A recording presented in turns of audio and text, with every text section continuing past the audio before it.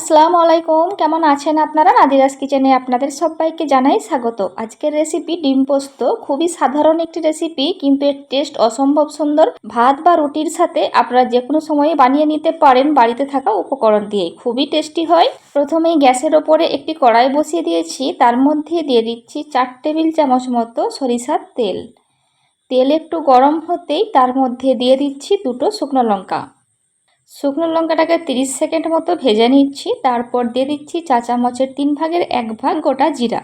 এটিকেও 30 second মতো রেখেছি। তারপর দিয়ে দিচ্ছি 250 গ্রাম কুচনো পেঁয়াজ। এই রেসিপিতে পেঁয়াজটা একটু বেশিই লাগে, আর পেঁয়াজটা দিলে এর অনেক বেশি টেস্ট হয়। এখানে আমি 250 গ্রাম পেঁয়াজ দিয়েছি। অল্প একটু চিনি দিয়ে দিচ্ছি, এতে করে পেঁয়াজের মধ্যে খুব সুন্দর একটা কালার আসবে। দিয়ে খুব ভালো করে পেঁয়াজটা ভেজে নিতে হবে।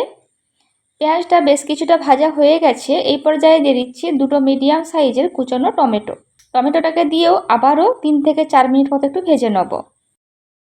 3 থেকে 4 মিনিট মতো ভেজে নিয়েছি। তারপর দিয়ে দিচ্ছি চা চামচের হাফ চা চামচ লঙ্কার গুঁড়ো, চা চামচের 3 ভাগের 1 ভাগ হলুদের গুঁড়ো, আর হাফ চা চামচ জিরে গুঁড়ো দিয়ে আবারও সব কিছুকে 1 মিনিট মতো একটু কষিয়ে নিয়েছি। তারপর এর মধ্যে দিয়ে দিচ্ছি আদা, রসুন, জিরা আর ধনিয়ার পেস্ট 1 চা চামচ দিয়ে সব কিছুকে আবারও 2 থেকে 3 মিনিট মতো কষিয়ে নিতে হবে। 2 থেকে 3 মিনিট কষিয়ে নিয়েছি। এরপর দিয়ে দিচ্ছি 4 টেবিল চামচ মতো উষ্ণ গরম জল। এখানে আপনারা চেষ্টা করবেন উষ্ণ গরম জলটাই দেবার। তারপর ঢেকে রাখছি মশলা থেকে তেল ছেড়ে আসা পর্যন্ত। মশলা থেকে তেল ছাড়তে শুরু করেছে, এই পর্যায়ে ঢাকনাটা খুলে দিলাম। আবারও 3 থেকে 4 মিনিট খুব ভালো করে মশলাটিকে কষিয়ে নিতে হবে। তারপর 4 চা চামচ পোস্তকে মিক্সার জারের মধ্যে শুকনো আগে গুঁড়ো করে নিয়েছিলাম। তারপর অল্প একটু জল দিয়ে আর দুটো কাঁচা লঙ্কা দিয়ে পেস্ট করে নিয়েছি। এই ফুটেজটা আমি স্কিপ করে গেছি, আমি তাই মুখেই বলে দিলাম। আপনারা চাইলে পোস্তর পরিমাণটা কম বা বেশি করে নিতে পারবেন। আমি এখানে 4টা ডিম ব্যবহার করব, তাই 4 চা চামচ পোস্ত নিয়েছি। পোস্ত বাটা এর মধ্যে দিয়ে দিলাম, দিয়ে আবারও বেশ কিছুক্ষণ কষিয়ে নিতে হবে। 2 থেকে 3 মিনিট একটু পোস্তটাকে কষিয়ে নিয়েছি। তারপর এর মধ্যে আবারও অল্প একটু জল দিয়ে দিচ্ছি। পোস্তর বাটি ধোয়া জল আবারও একটু দিয়ে দিলাম, দিয়ে আবারও সব কিছুকে খুব ভালো করে কষিয়ে নিতে হবে। সব কিছুকে খুব ভালো করে কষানো হয়ে গেছে। এই পর্যায়ে উষ্ণ গরম জল দিয়ে দিচ্ছি হাফ কাপ মতো। এই রেসিপিটা আপনারা রুটি বা ভাতের সাথে বানিয়ে নিতে পারবেন, দুটোতেই খুবই ভালো লাগে। বাড়িতে অবশ্যই একবার হলেও বানাবেন, আশা করছি আপনাদের খুবই ভালো লাগবে।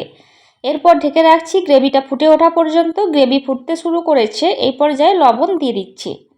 এখানে আমি চা চামচের 3 ভাগের 1 ভাগ লবণ দিয়ে দিলাম। দিয়ে সব কিছুকে একটু মিশিয়ে নিয়েছি। এরপর দিয়ে দিচ্ছি ডিম। ডিমগুলোকে আমি একটা বাটির মধ্যে আগে ভেঙে নিচ্ছি, তারপর এই পোস্তর মধ্যে দিচ্ছি। এতে করে ডিম যদি খারাপও বের হয়, নষ্ট হয়ে যাবার ভয় থাকে না। এইভাবে আমি 4টা ডিম দিয়ে দিলাম। তারপর কোনো রকম নাড়াচাড়া আর করছি না। এরপর ওপর থেকে দুটো চেরা কাঁচা লঙ্কা দিয়ে দিচ্ছি। তারপর ঢেকে রাখছি 5 মিনিটের জন্য। গ্যাসের ফ্লেমটা এই পর্যায়ে মিডিয়াম টু লো এর মাঝামাঝিতে আছে। 5 মিনিট হয়ে গেছে। এবার ঢাকনাটা একবার খুলে নিচ্ছি, আর দেখুন ডিমগুলো খুব সুন্দরভাবে সেদ্ধ হয়ে গেছে। এরপর ডিমগুলোকে একটু উল্টে দিতে হবে। আমার রেসিপি যদি আপনাদের ভালো লেগে থাকে, আপনারা ইউটিউব থেকে দেখে থাকলে আমার চ্যানেলটি সাবস্ক্রাইব করতে পারেন, আর ফেসবুক থেকে দেখে থাকলে আমার পেজটিকে ফলো করতে পারেন। সম্ভব হলে আত্মীয় পরিজনদের মধ্যে আমার রেসিপিগুলি শেয়ার করতে পারেন। আজকের রেসিপি আপনাদের কেমন লেগেছে আমাকে অবশ্যই কমেন্ট করে জানাবেন। ভালো লাগলে অবশ্যই একটি লাইক দেবেন। লবণটা একটু কম মনে হয়েছে, তাই ওপর থেকে আরও একটু লবণ দিয়ে দিলাম। আবারও ঢেকে রাখছি 3 মিনিটের জন্য। গ্যাসের ফ্লেমটা এখনও কিন্তু মিডিয়াম টু লো এর মাঝামাঝিতেই রয়েছে। 3 মিনিট হয়ে গেছে, আর রান্নাটিও পুরো হয়ে গেছে। এইবার গ্যাসটিও অফ করে দিচ্ছি, আর ওপর থেকে অল্প একটু ধনিয়া পাতা ছড়িয়ে দিচ্ছি। এটা সম্পূর্ণ অপশনাল, থাকলে দেবেন, না থাকলে দেবার দরকার নেই।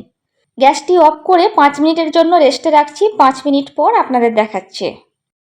5 মিনিট পর নিয়ে চলে এসেছি, আর দেখুন মার্শাল্লাহ কতটা সুন্দর দেখতে হয়েছে।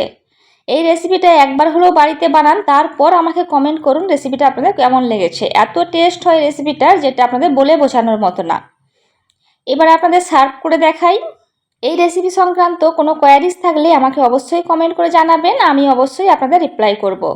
আরও নতুন কোনো রেসিপি দেখতে চাইলে সেটাও আমাকে কমেন্ট করে জানাবেন, আমি চেষ্টা করব আপনাদের বানিয়ে দেখানোর। আর দেখুন কতটা সুন্দর দেখতে হয়েছে, আর খেতে হয়েছিল অসম্ভব মজার। বাড়িতে অবশ্যই একবার হলেও বানাবেন। ভিডিওটা এখানেই শেষ করছি। ভালো থাকবেন সবাই, আমাদের দোয়া করবেন, আমার রেসিপিগুলি দেখবেন। খোদা হাফেজ।